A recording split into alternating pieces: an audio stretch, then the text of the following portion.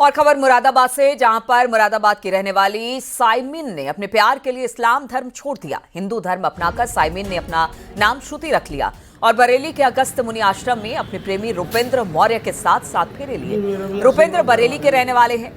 साइमिन का कहना है कि हिंदू धर्म और मान्यताएं उन्हें बचपन से पसंद है। रुपेंद्र रुद्रपुर की एक फैक्ट्री में काम किया करते हैं। साइमिन और रुपेंद्र की दोस्ती इंस्टाग्राम के जरिए हुई थी। इसके बाद दोनों ने एक दूसरे का फोन नंबर लिया। दोनों की बातचीत शुरू हुई।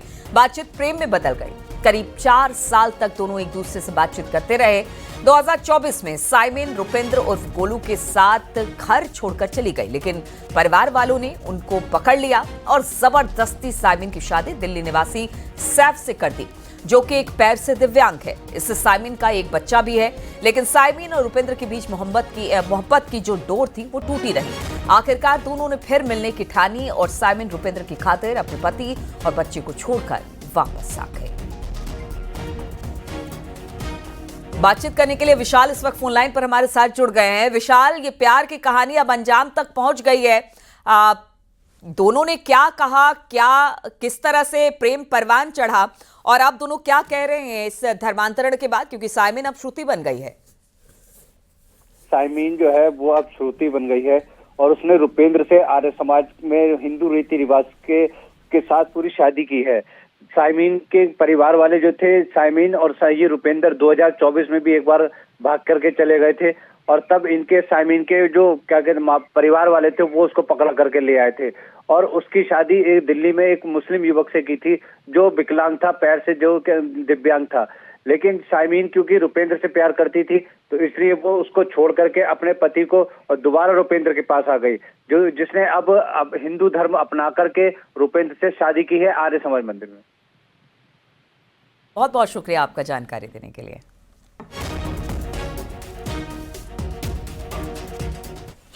और संभल में बावड़ी कुआं पर 3 महीने बाद फिर से काम शुरू हुआ। कुएं के ऊपर टीन शेड डाला जा रहा था और बाउंड्री बनाई जा रही है। इसे ऐतिहासिक धरोहर को बरसात से बचाने की कवायद माना जा रहा है। आपको बता दें कि चंदौसी के लक्ष्मणगंज में जमीन में दबे मिले बावड़ी कुएं को 3 महीने पहले खुदाई बंद कर दी गई थी। कुएं से गैस निकलने की शिकायत के बाद एएसआई ने खुदाई बंद कर दी और कुएं को तिरपाल से ढक दिया। अब इसे टीन शेड से ढका जा रहा है।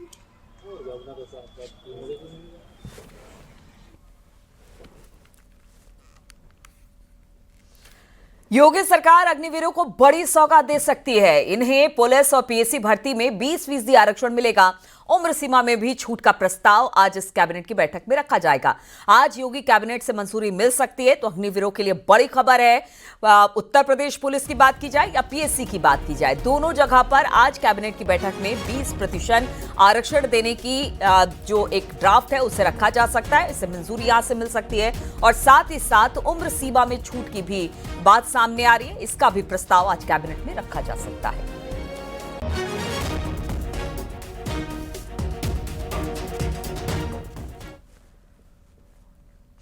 तो आज कैबिनेट बैठक में जब प्रस्ताव रखा जाएगा तो सबसे अहम प्रस्ताव है, सीएम योगी की अध्यक्षता में यह बैठक होगी। इसमें नई ओडीओपी नीति और नई निर्यात नीति समेत करीब 12 प्रस्तावों को मंजूरी मिल सकती है। सुबह 11 बजे लोक भवन में बैठक होगी। ओडीओपी योजना का विस्तार करके ब्रांडिंग, मार्केटिंग और क्वालिटी बढ़ाई जाएगी। साथ ही पर्यटन विभाग के बेड एंड ब्रेकफास्ट नीति पर चर्चा होगी। बैठक में औद्योगिक विभाग में 3 प्रस्ताव को भी मंजूरी मिल सकती है। साथ ही शहरों में हरियाली बढ़ाने के लिए अर्बन ग्रीन नीति के मसौदे को भी मंजूरी मिल सकती है। तो आज की कैबिनेट बैठक कई मायनों में अहम है। ओडीओपी योजना के तहत इसको किस तरह से आगे बढ़ाना है, किस तरह से जो उत्पाद है उनकी ब्रांडिंग, मार्केटिंग करनी है। साथ ही साथ अग्निवीरों का भी प्रस्ताव इसमें रखा जाएगा कि उन्हें 20% आरक्षण उत्तर प्रदेश पुलिस और पीएससी में मिले। और इसके अलावा भी 12 प्रस्ताव और हैं जिन पर आज मुहर इस कैबिनेट की बैठक में लग सकती है।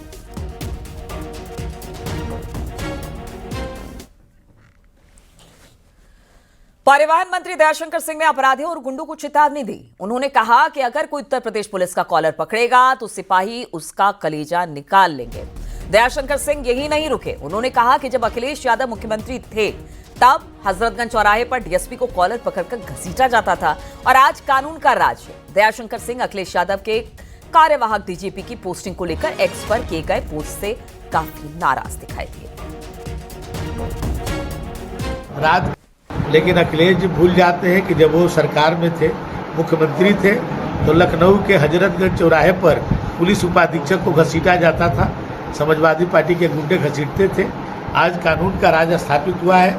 आज कोई भी यदि उत्तर प्रदेश पुलिस का कॉलर भी पकड़ेगा तो सिपाही जो है कलेजा निकाल लेगा।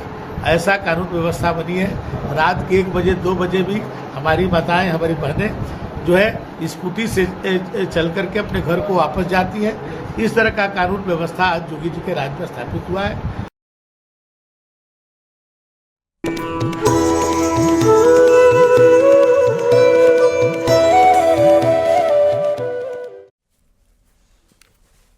तो रामनगरी एक बार फिर से सजी सवरी नजर आ रही है। रामनगरी अयोध्या एक बार फिर से धार्मिक आस्था के रंग में रंगी नजर आ रही है। आज से रामलला के दरबार के स्थापित होने वाली मूर्तियों प्राण प्रतिष्ठा के लिए धार्मिक अनुष्ठानों का दौर शुरू हो गया है। आज से शुरू होने वाला यह धार्मिक अनुष्ठान 5 जून तक चलेगा। 5 जून को प्राण प्रतिष्ठा कार्यक्रम में सीएम योगी भी शामिल होंगे।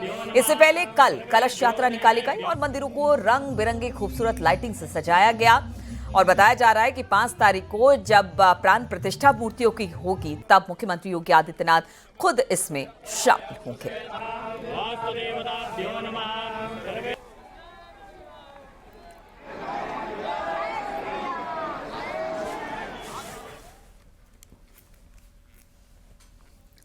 तो आज जेठ महीने का यानी ज्येष्ठ महीने का चौथा बड़ा मंगल है। सुबह से ही हनुमान मंदिरों में भक्तों की भारी भीड़ देखने को मिल रही है। इसे बुढ़वा मंगल के नाम से भी जाना जाता है।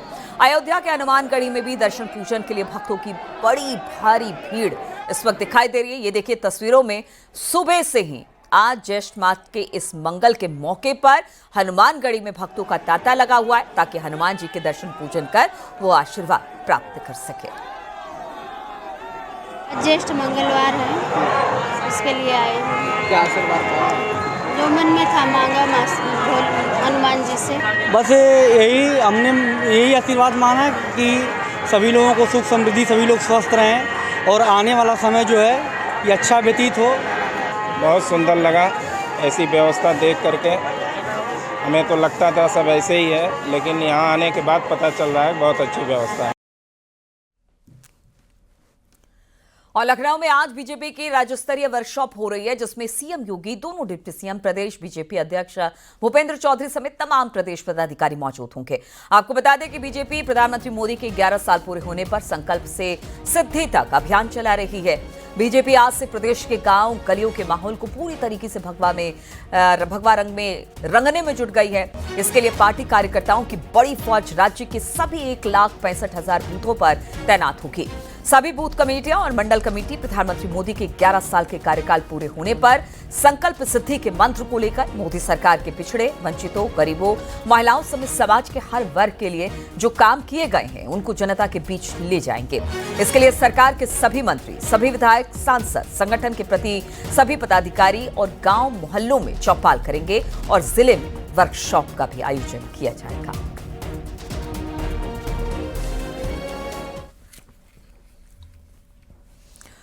तो 2027 की तैयारी में बीजेपी अब पूरी तरह से जुट गई है। पीडे की काट के लिए योगी सरकार ने अहम रणनीति बनाई। बीजेपी और उनके सहयोगी दल महापुरुषों के नाम पर अलग अलग स्कीम लाए। योगी सरकार की महापुरुषों के नाम पर योजनाएं देकर जातियों में बटे हिंदू समाज को लामबंद करने की रणनीति देखने को मिल रही है।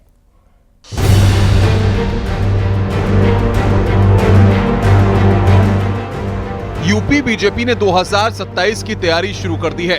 इसी कड़ी में बीजेपी अब समाजवादी पार्टी के पीडीए की काट खोज रही है। इसके लिए योगी सरकार ने अहम रणनीति बनाई है कि भारतीय जनता पार्टी की रणनीति है कि जो हिंदू अलग अलग जातियों में बटा हुआ है उनके महापुरुषों के लिए तमाम तरह के काम किए जाएं, उनको सम्मान दिलाया जाए और यही नहीं, तमाम योजनाओं का नाम उन महापुरुषों के नाम पर रखा जा रहा है। बीजेपी और उसके सहयोगी दल तमाम महापुरुषों के नाम पर सम्मान देकर विपक्ष के पीडीए की धार को कम करने में जुटी है। सुहेलदेव राजभर की कर्मस्थली बहराइच में 10 जून को विजय दिवस मनाया जाएगा। डॉक्टर भीमराव अंबेडकर के नाम पर जीरो पॉवर्टी स्कीम लागू की गई। सरदार पटेल के जन्मदिवस पर हर जिले के लिए 50,000 रुपए स्वीकृत किए। 17 नगर निगम क्षेत्र नोएडा, ग्रेटर नोएडा में भीमराव अंबेडकर श्रमिक सुविधा केंद्र, सार्वजनिक निजी सहभागिता से 10 संत कबीर वस्त्र उद्योग पार्क बनेंगे। सार्वजनिक निजी सहभागिता से संत रविदास चर्मोद्योग पार्क स्थापित बनेंगे। आजादी के बाद कांग्रेसी और वामपंथी विचारकों ने, लेखकों ने, कहानीकारकों ने एक षड्यंत्र के तहत ये जो लोग राष्ट्रीयता से, जो लोग सनातन धर्म से, या जो लोग लाखों वर्षों की जो हमारी परंपरा थी, जो संस्कृति थी, उससे जुड़े हुए जो महापुरुष थे, उनको इतिहास के पन्नों से लोगों के स्मरण से बाहर करने का काम किया था। इस पाप का खामियाजा इन लोगों को भुगतना पड़ेगा। योगी सरकार की महापुरुषों के नाम पर योजनाएं देकर जातियों में बटे हिंदू समाज को लामबंद करने की है। लखनऊ में भारत रत्न चौधरी चरण सिंह के नाम पर सीड पार्क की स्थापना, प्रत्येक कृषि मंडी में कैंटीन और रेस्ट रूम माता शबरी के नाम पर, 7 जिलों में अहिल्याबाई होलकर के नाम पर महिलाओं के लिए हॉस्टल, हर जिले में 100 एकड़ में पीपीपी सहभागिता से सरदार पटेल आर्थिक क्षेत्र की स्थापना, भीमराव अंबेडकर कल्याण हॉस्टल निर्माण योजना, औरैया मेडिकल कॉलेज का नाम अहिल्याबाई के नाम पर होगा। जिस तरह से तमाम सारे महापुरुषों को सम्मान देने को लेकर और उनकी जयंती मनाना, इस तरह के, और उनकी मूर्ति की स्थापना, ऐसे जितने काम किए जा रहे हैं उसमें उन्हें एक समुदाय का नेता कहा जा रहा है, न कि केवल एक जाति का। और ये सीधे तौर पर उन राजनीतिक दलों के लिए एक संदेश है जो कि इस तरह के महापुरुषों को भी किसी जाति के दायरे में बांध के देखते हैं कि 2027 के लिए बीजेपी कोई कोर कसर नहीं छोड़ना चाहती। यही वजह है कि बीजेपी ने समाजवादी पार्टी के पीडीए के खिलाफ तमाम महापुरुषों के नाम पर सम्मान देने और योजनाओं शुरू करने का अभियान छेड़ा है। न्यूज़ 18 के लिए ब्यूरो रिपोर्ट।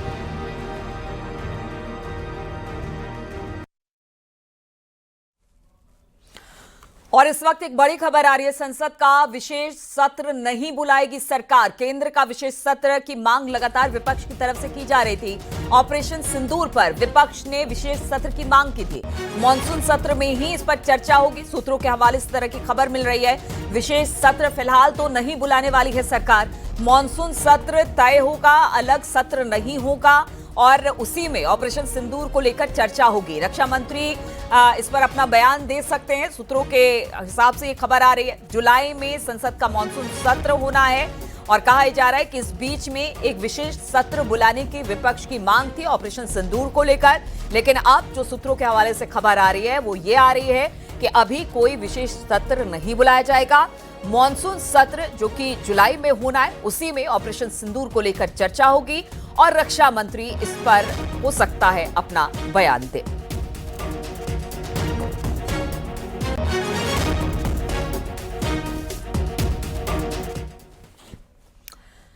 कल सीएम योगी ने कानून व्यवस्था की समीक्षा की। इस बैठक में मुख्य सचिव, डीजीपी समेत जिला और मंडल स्तर के सभी पुलिस और प्रशासनिक अधिकारी मौजूद रहे। मीटिंग के दौरान सीएम योगी ने अफसरों को कई निर्देश दिए। उन्होंने कहा कि जनहित सर्वोपरि रखकर काम करना होगा। सीएम योगी ने कहा कि विवाद होने पर शिकायत मिलने का इंतजार नहीं करे, तत्काल जरूरी कार्रवाई करे। उन्होंने पर्व त्योहारों पर विशेष सतर्कता बरतने के आदेश दिए और कहा कि किसी नई परंपरा की अनुमति नहीं दी जानी चाहिए। बकरीद पर कुर्बानी पूर्व निर्धारित स्थलों पर ही हो और प्रतिबंधित पशुओं की कुर्बानी पर सख्त कार्रवाई की जाए।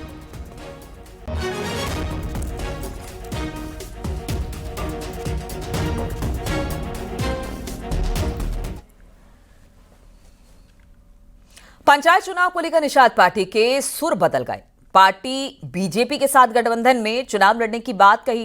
निषाद पार्टी के राष्ट्रीय अध्यक्ष संजय निषाद ने कहा कि निषाद पार्टी पंचायत चुनाव मजबूती से लड़ेगी, लेकिन हमारे चुने गए बीडीसी और जिला पंचायत सदस्य बीजेपी प्रत्याशियों को ही वोट देंगे। उन्होंने कहा कि पंचायत चुनाव में निषाद पार्टी, बीजेपी, अपना दल एस और एसबी एसपी के साथ मिलकर मैदान उतरेगी।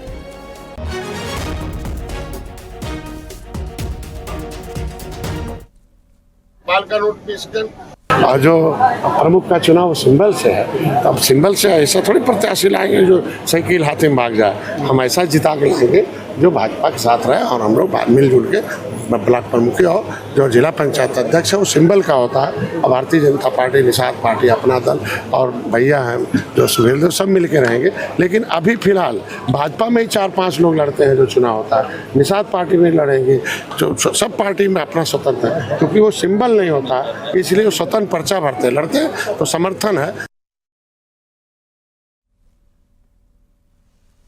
संभल के एसपी सांसद जियाउर रहमान बर्क के मकान केस में आज एसडीएम कोर्ट में सुनवाई होनी है। बर्क पर बगैर नक्शा पास कराए मकान बनाने का आरोप है। बर्क के कोर्ट में दिए प्रार्थना पत्र में इस बात को माना कि मकान का नक्शा पास नहीं है। उन्होंने कोर्ट से जुर्माना लेकर नक्शा पास कराने का आदेश देने की अपील की है। आपको बता दें कि दीपा सराय इलाके में सांसद का मकान है और आज इसी मामले पर सुनवाई होनी है।